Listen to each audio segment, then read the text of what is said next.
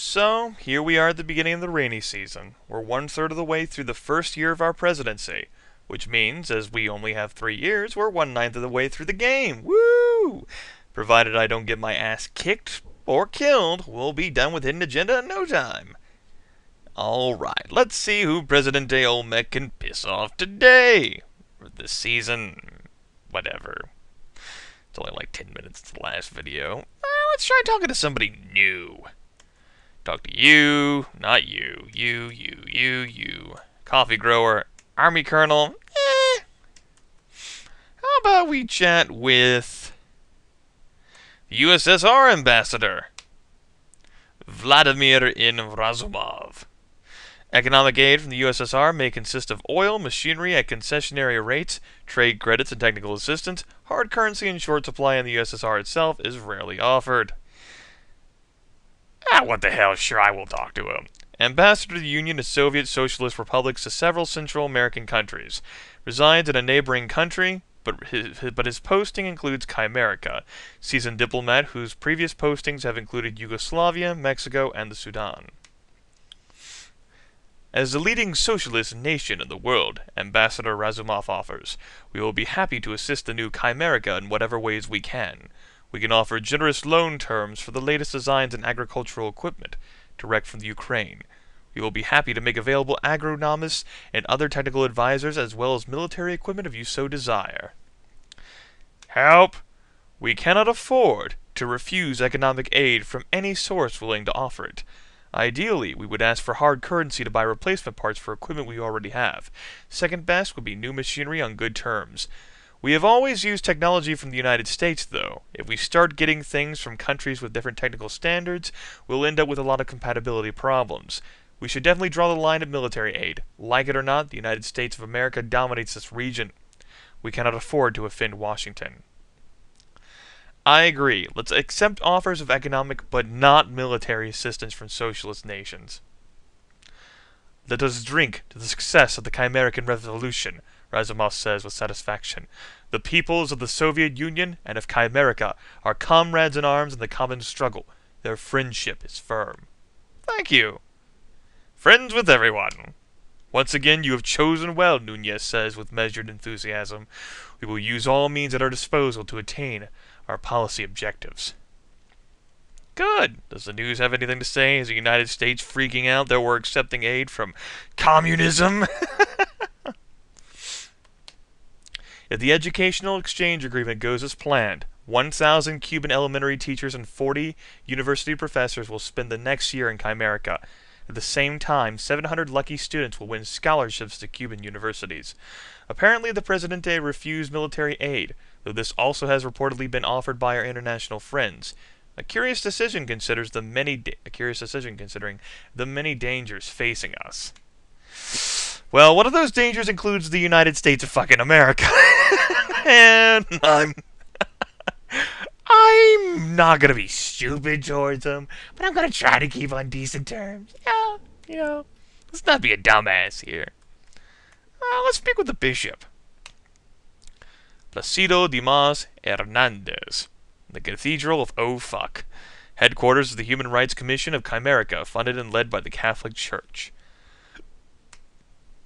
Bishop, Special Legate of the Archbishop of Oh Fuck. Founder and Director of the Human Rights Commission of Chimerica, Chairman, Chimerican Electoral Council. Takes a neutral stand on the liberation theology debate that has split the Church in Latin America. Even-handedly critical of all abuses of authority.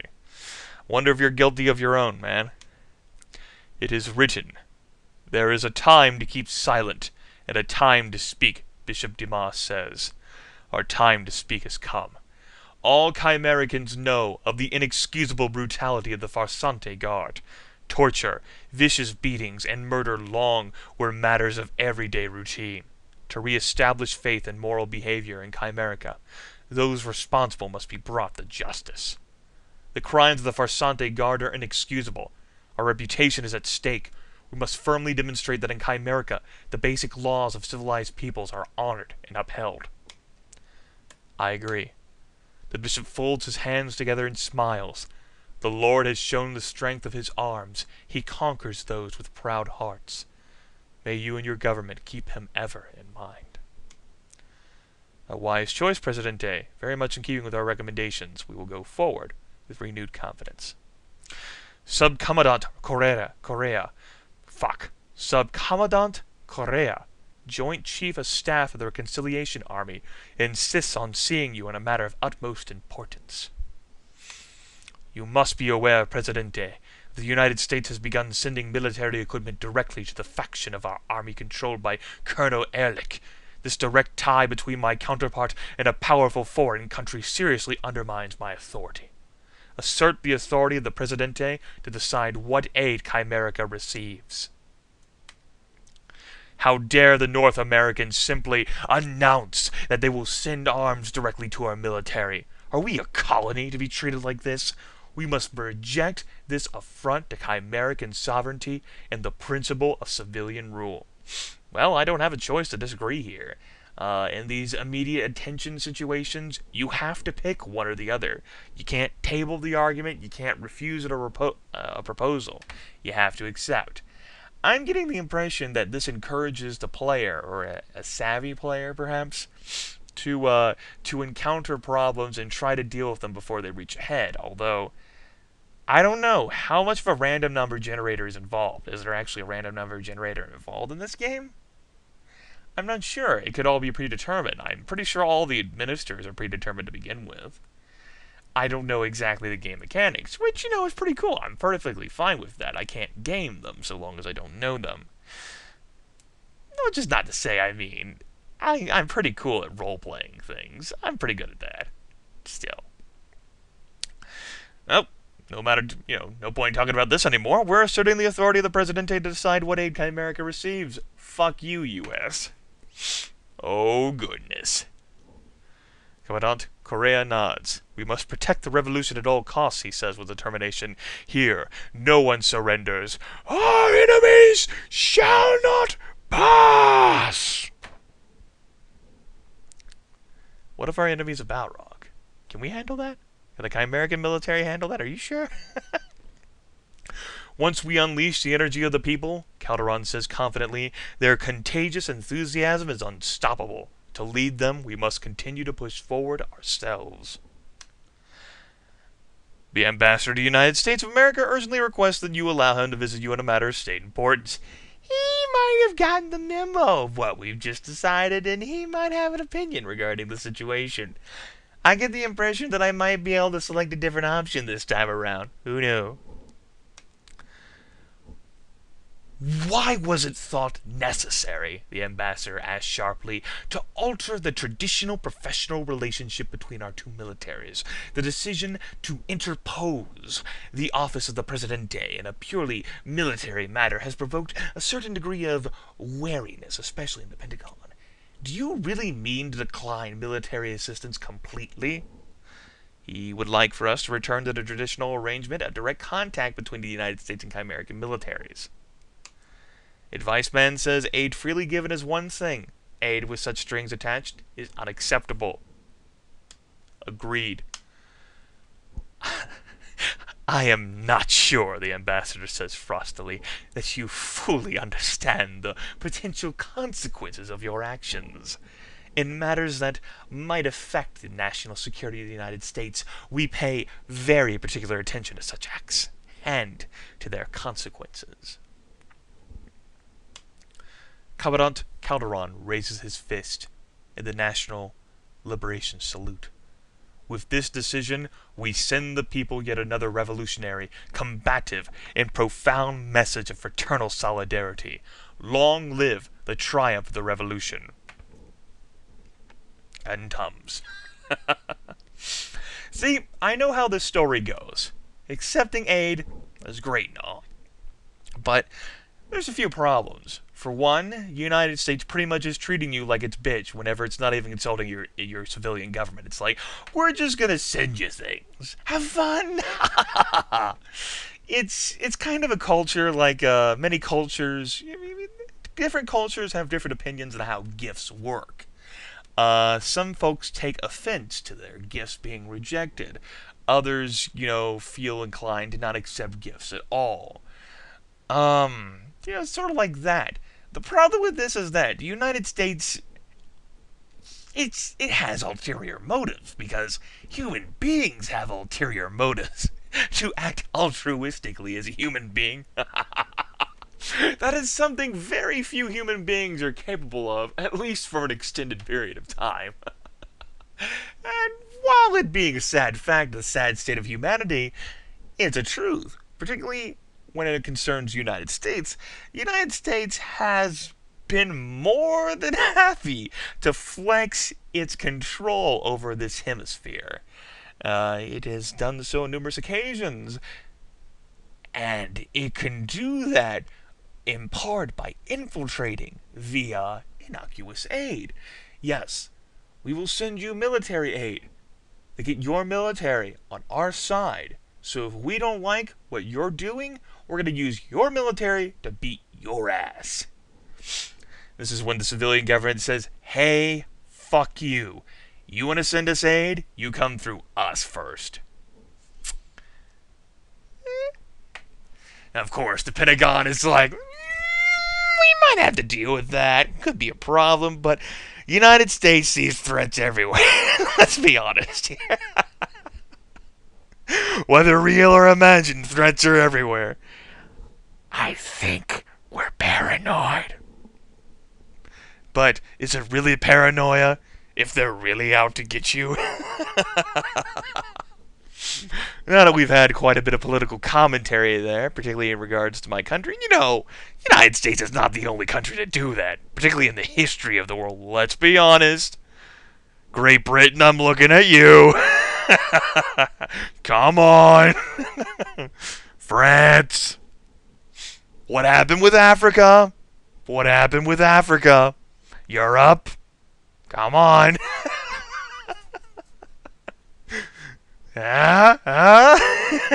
Don't fucking just blame this on one of us. It's everyone's fault. Ooh. Dicey and risque. It's a really risque political commentary. Probably not risque. I don't think I'm ready for that boundary to be broken. Alright, let's try checking out the news here. What's up? Nothing new. Alright. Encounters. The guard leader, Roberto Padilla Pasquale. Taluco Prison. Open-air facility in Bokeh Province, 74 kilometers from Capacity 500. Our defense minister will advise us during this encounter. Major General in the defeated Farsante Guard and reportedly its chief interrogator, nicknamed Blowtorch Bob after his favorite torture technique. Padilla defended the dictator to the last, blaming weak-kneed sellouts within the military for the dictator's fall. Oh goody. These are unclean times, Presidente. Padilla says with an angry grimace of distaste. Many contaminants muddy the waters of our fatherland, communists, reformers, and many types of subversives. But faced with such dangers, who does your government put in jail? The humble sewermen, the volunteers who offer to plunge into the heart of the filth and disinfect it for you. When the rats run loose, you have forgotten to untie the cat. Roberto here, Blowtorch Bob, wants me to order the release of soldiers accused of politically motivated violence. To arrest the criminals is only the first step. Charges must be brought, evidence gathered. Judges and prosecutors too timid to do their duty, fearful for their own safety, must be replaced. Unless the full force of the presidency is thrown into the struggle, the murderers will be released again and justice denied. Press the courts and the military to fully prosecute guard members. Oh, shit! So Manuel here, being our liberal, Viva la Revolution thing, being that sort of guy. I did appoint him, because I wanted his fire and his spirit, and he sounded like Captain Badass. I wanted Captain Badass on my team, and Captain Badass is calling a lot of people out for being pussies.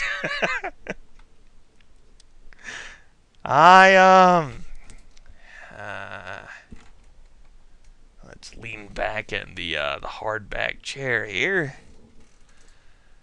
Am I ready to do that? How many people will this piss off? Will it piss off anyone in power? Well, it'll piss off the well-to-do people. It'll piss off the Forsante loyalists. Because they'll just want things to let it be. Let it be. And it might even piss off some moderates as well. Because, they just want to move on. Just forget about this. Whatever. It's too much. Putting them in prison's one thing, but using the weight of the court to press on the situation. I'm tempted to put this proposal on the agenda instead. And just let it go. The problem with that is, okay, each situation takes like 2 weeks to deal with. If you put a proposal on agenda, that means that you have to deal with that at some other point and take another 2 weeks. Or you let it go entirely, and that means you kind of gave a non-answer, so that means the 2 weeks that you spent originally dealing with the problem are kind of lost.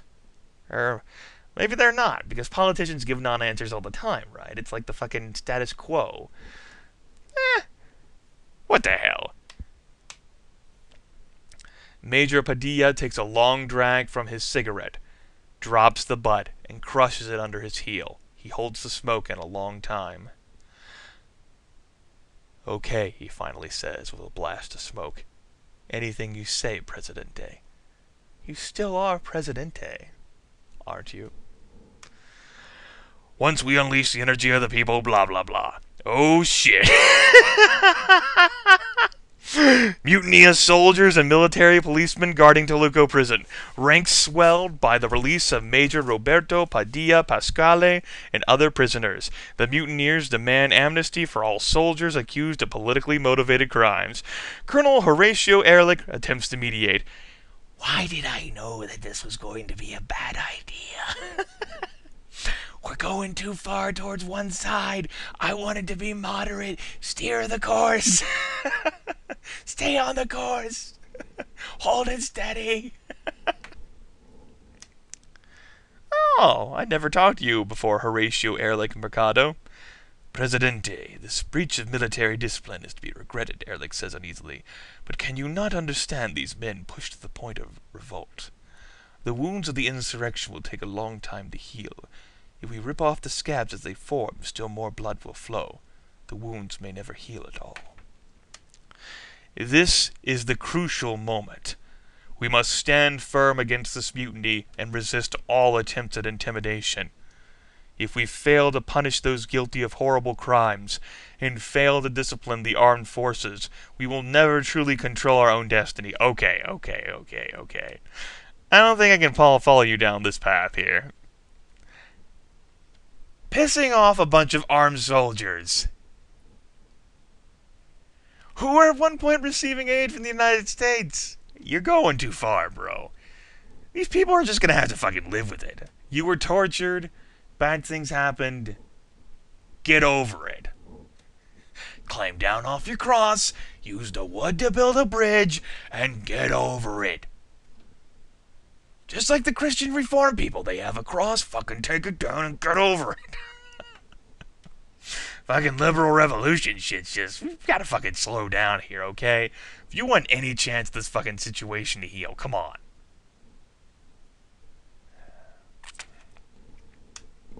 Declare an amnesty for all those accused of politically motivated violence. See, I can't be moderate anymore. I kind of pick a fucking extreme, and now I gotta be one extreme or the other. Taut with tension, the colonel seems relaxed a bit. It shall be as you command, my Presidente, he pronounces with measured enthusiasm. For the present power-sharing arrangement to continue, Calderon says slowly, all parties must occasionally yield on certain points of dispute. We are prepared, as a goodwill gesture, to accede to your wishes in the present instance. Good! We're coming together! We're making a compromise. Yes. Good job, guys. A compromise. We're all winners. I only got through 3 encounters. Well, actually I had 6 meetings, but it only looks like I went through 3 encounters. We had ourselves... We're not even done with the rainy season yet. But it's been very busy, folks. Very busy indeed. And I'm doing everything I can to hold this country together and help us get over this bullshit. so we can move on with our lives.